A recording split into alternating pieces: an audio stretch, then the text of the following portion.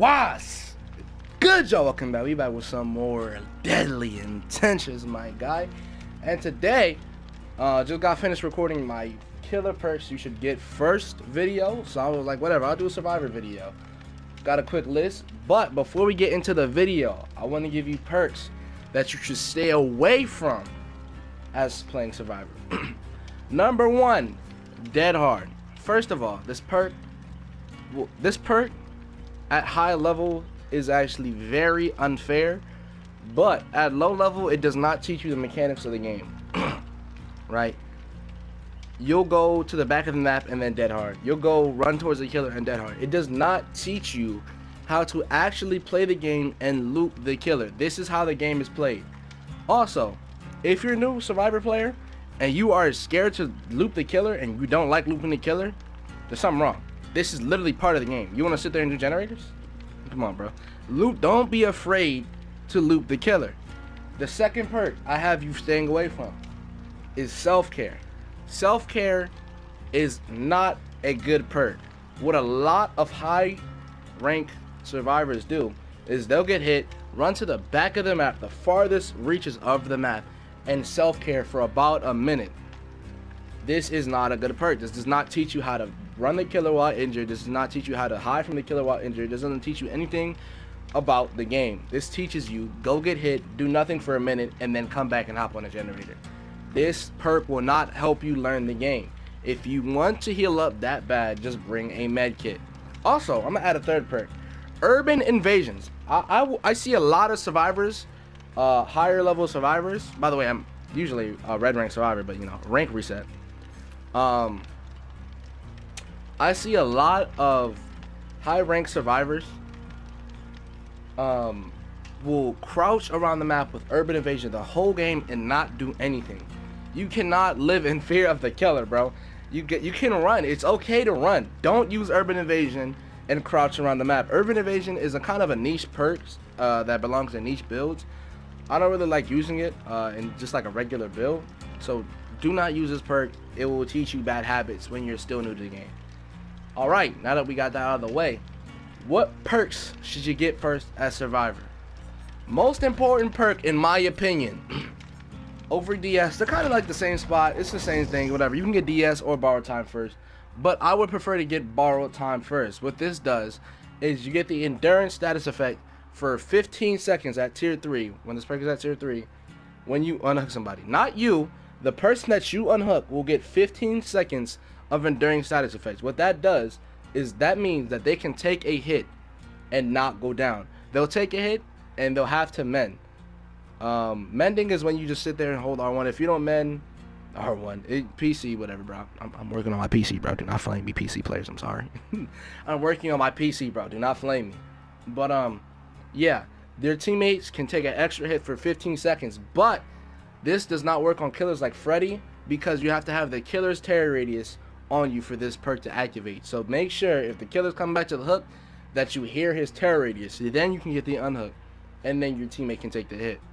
This helps you in a lot of basement situations so that you don't get down and nobody gets down.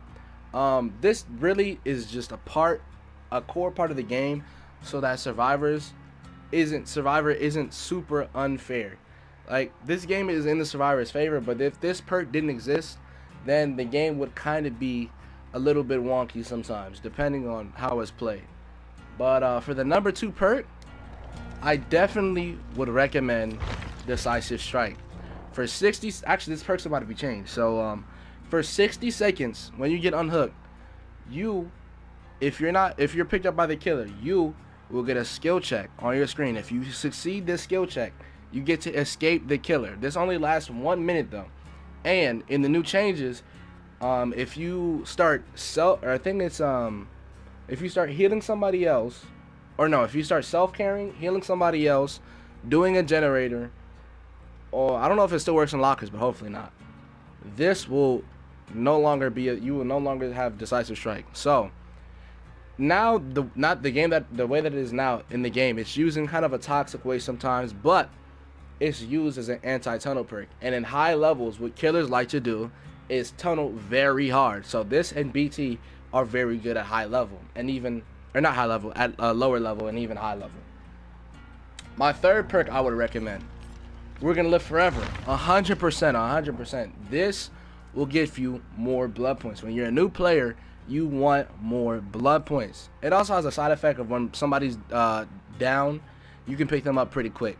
But it's mainly used for blood points. When you're new to the game, you want blood points. Blood points can be kind of difficult to grind sometimes.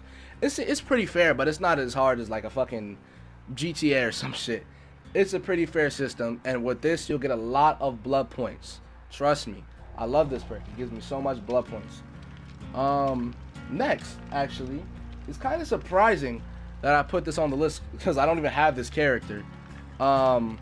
It's Windows. What the fuck? Get the fuck out of here, bro. Whatever, bro. Take me to the store. I can read the perk here. It's actually Windows of Opportunity. What this perk is when you in a 20-meter range. I think it's like higher than this. What is it? I actually have to read this perk myself. Unlocks potential in one's ore reading ability. Ores of pallets, breakable walls, and vault locations are revealed to you within a 20-meter range. In tier 3, this is like probably 30 meters. But it has a cooldown of 30 seconds when vaulting or dropping a pallet. So, I recommend this perk when you're new because it teaches you the layout of the map. It teaches you where everything is, so you're never really lost. So this will teach you how to play the game, how to loop the killer more, and all around it's just a good perk for new players, so they won't ever be lost. I honestly think this is kind of underrated perk for new players. I don't actually see this on a lot of lists. Next up, Prove Thyself. A really, really good perk. So how this perk works is whenever you're doing a generator with another person or multiple people, the generator will go 15, I think it's like 25% faster in tier 3, and it'll give you 100% more bonus co-op points. So when you're doing things together, you'll get extra blood points. So this would what is it? We're Gonna Live Forever. It gives you a lot of blood points, and on top of that, it makes gen speeds fly, go super fast. And on top of that, I think I might put Bond on there, on the list. Yeah, I think I might put Bond on the list. Honestly, I forgot about this. This lets you see your teammates in, I think it's a 25-meter range. So you'll know what they're doing. You'll get information. A lot of new survivors will probably play solo. So this is a really good solo build. And all in all, it's a really good perk. I think it's a really good perk that you can pick up for free. And this is his first perk, so you don't have to put that many blood points into it. It's just you get to level 30. And yeah, that's about it. Next up, we have Adrenaline. This perk, when the exit gates are open, will heal you at any health state, right? So if you're down, the killer slugged you, and the gens pop. All the gens pop, and the doors can now be open. You will get up. It takes you up at any health state. When you're already full health, it doesn't do anything. But even if you get unhooked, you'll get full health. So it's a really good perk for securing those wins, and it gives you 200% normal speed for I think it's like 7 or 8 seconds. But it does cause the exhausted status effect for 60 seconds. But our next perks is actually Spine Burst. Spine Burst, bro. I'm talking too fast. Let me slow down. It's actually Sprint Burst. Oh my god, Spine Burst. Imagine the killer's looking at you. You can just run 200 times speed. That would be hilarious. The next perk is actually Sprint Burst, and I actually have this substitutable for life. Any exhaustion perk other than Dead Hard, really. Dead Hard doesn't help you learn the game at all. But Sprint Burst, whenever you run for the first time, it gives you a 200% speed or sprint boost for I think it's like 5 seconds at tier 3, but it causes the exhausted status effect. So basically, these types of perks will cause the exhausted static effect for any amount of time depending on the perk. But this perk is really good, but I wouldn't recommend buying it first because what people will do a lot is walk around the map and they don't know how to use the perk right. There's multiple texts for this perk. I'll search up how to use Sprint Burst video. But the next perk is actually, I think I put it at spot 8 and Sprint Burst at 9. Because this perk is, I think, a little bit more easy to use. Whenever you vault to pallet, you get a speed boost. It's kind of the same as sprint burst, but this only happens when you vault to pallet or a window. All in all, a good exhaustion perk. It's better than balanced landing, in my opinion. Well, I think Dead Hard is the best exhaustion perk. It just doesn't teach you anything, and it's kind of broken. I think they should do some changes with it. Like, you should have to do something to earn medals, like take a protection hit or something to get Dead Hard. I think that would be a good rework for the perk. But yeah, that's gonna be it for the video. Just a quick list of what perks you should get first, what to look out for if you're a new survivor or you got the game. I think that's gonna wrap up the list. So if you're new, make sure you subscribe, turn on bell notifications, otherwise it does not count.